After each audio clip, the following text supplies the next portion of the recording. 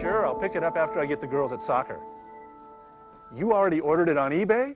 Great, then I'll just... Oops. I gotta go. Hi. Actually, I've been expecting you. You just arrived a little sooner than I thought you would. I guess you could say the same about our 50th anniversary, right? I'm Hans, the UCC answer guy. I'll be your host for the next few minutes as we travel through the wonders of communication technology along this timeline. Come on.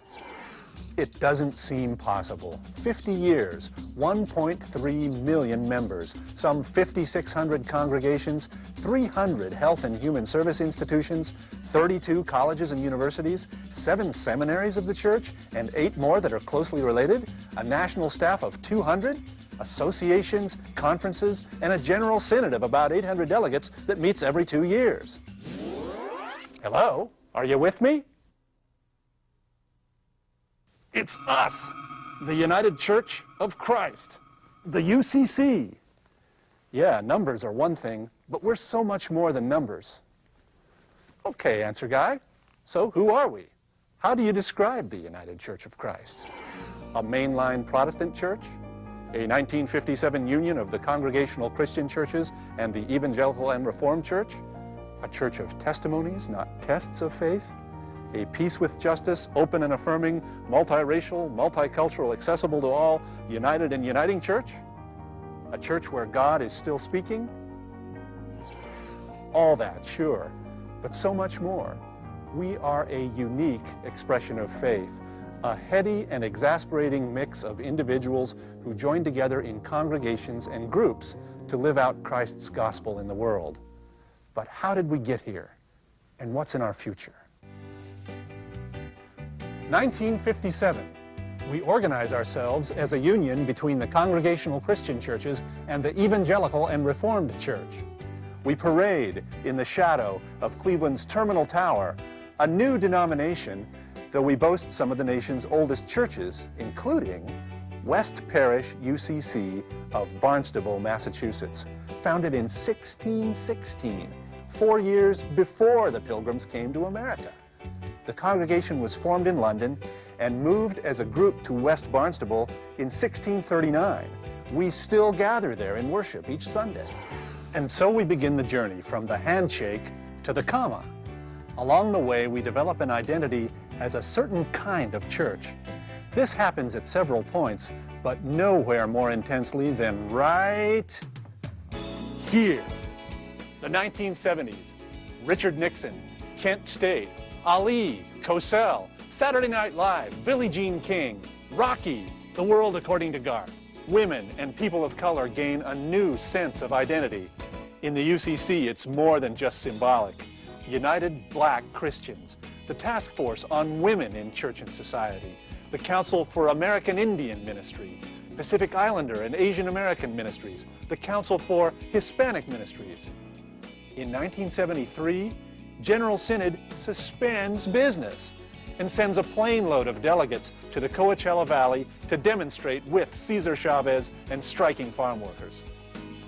We're far from perfect, but at our best, we strive to be a church that is God's mosaic and stands with people of color in their struggle for justice and human dignity. Women step forward in a big way, and the UCC makes room. The Roe versus Wade era is just starting, but already General Synod encourages us to trust women as better moral agents than the government to decide about their reproductive lives. More and more women enter the ministry, many to emerge as leaders in our church. Remember I Found It bumper stickers? Televangelists? Conservative evangelicals get lots of attention around the world in the 1970s. The UCC sings a global gospel in a different key, toning down colonialism, turning up our hearing aids to actually listen to global partners.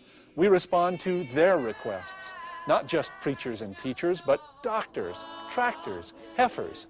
We invite them to be missionaries among us in the U.S. Hey, answer guy, these new things aren't completely new, right? Right. The explosive 1960s. Society is rocked by civil rights and the Vietnam War. We are challenged by Jack Kennedy and Martin Luther King. We experience cultural disconnects like Mary Poppins and the Rolling Stones. The decade ends with a man setting foot on the moon. In the UCC, the civil rights movement spurs the formation of the Committee for Racial Justice Now and Ministers for Racial, Social, and Economic Justice. The Office of Communication fights huge corporations on behalf of the public interest to ensure that all have access to the airwaves. You still with me? Good, because to get an even better sense of who we are, we need to go back further, before our 50-year timeline begins. Here's one of our own evangelicals, Reinhold Niebuhr, who was on the cover of Time magazine in 1948. During World War II, Japanese Americans sent to internment camps, some of our members among them, and this Congregational Church and others came to their aid. And here's Franklinton Center at Bricks, North Carolina, originally built by freed slaves, where generations of Afro-Christians go to school and camp and have their faith formed and their leadership nurtured. The Deaconess Society advocates on behalf of health care for the poorest among us. Colleges and churches are founded for freed blacks in the South. An innovative theological movement at Mercersburg, Pennsylvania, counters the extremes of revivalism with liturgy, sacraments, and a vision of Christian unity. Earlier still, UCC forebears in Connecticut are fighting slavery 20 years before the Civil War. When African captives from the schooner Amistad walk into their lives in chains, our ancestors befriend and defend them, all the way to the Supreme Court.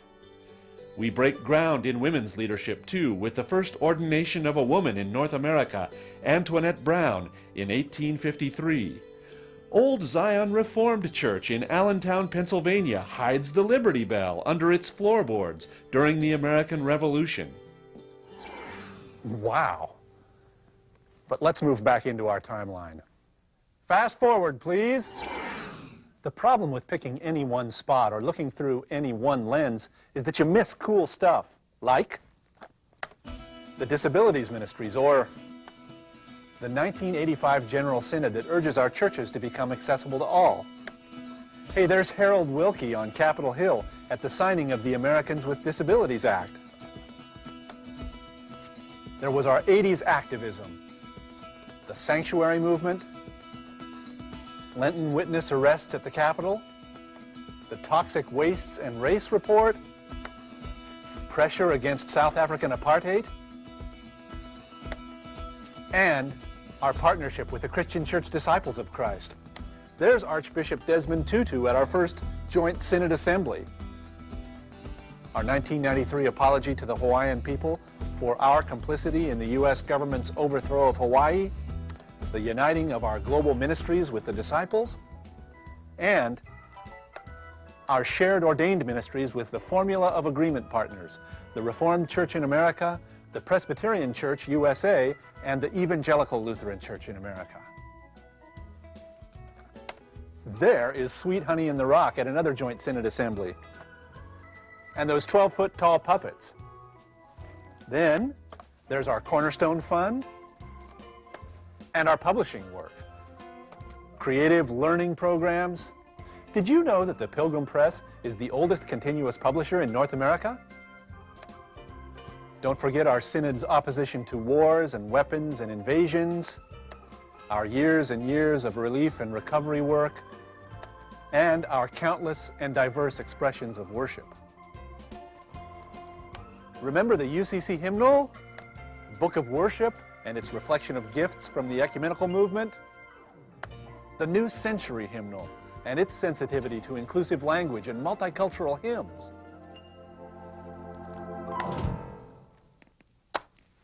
Which brings us to the present.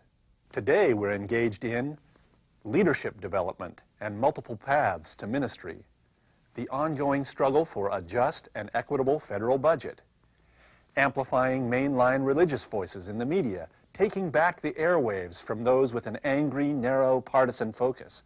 We're investing in congregational vitality and I.UCC, new programs that use technology as tools of evangelism and church growth.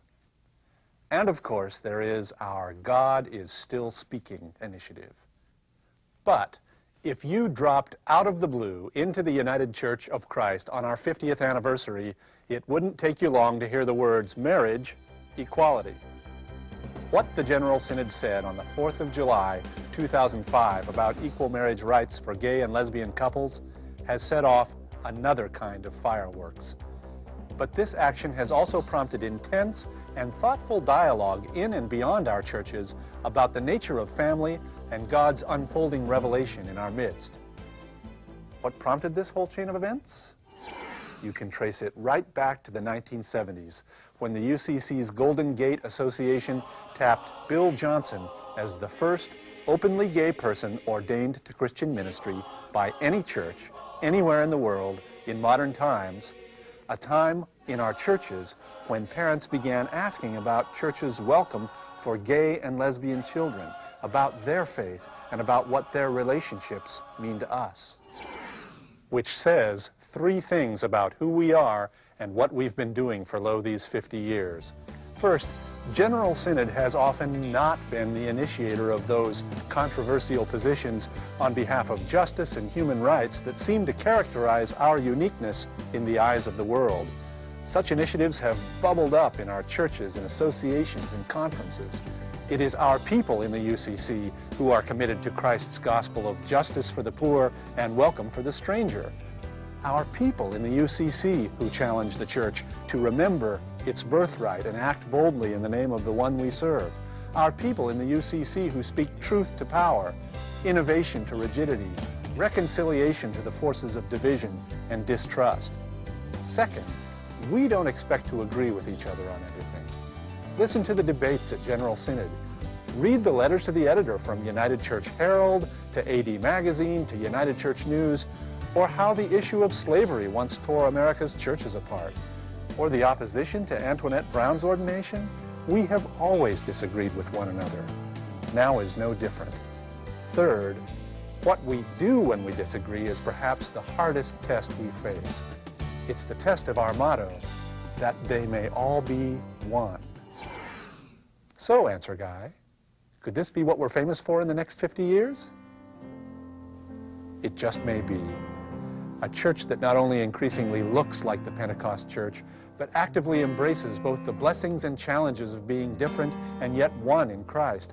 A church that lives out God's justice for everyone and gives the world an example of what the Bible calls a more excellent way. You see, I happen to be turning 50 along with the UCC. I don't know if I'll be around for the centennial celebration, but I love this crazy timeline. I love this church. The next 50 years, who knows what the still-speaking God will have in store for us. As for me, I will await with wonder all that is yet to be, and continuously say thanks for all that has come before. Blessings.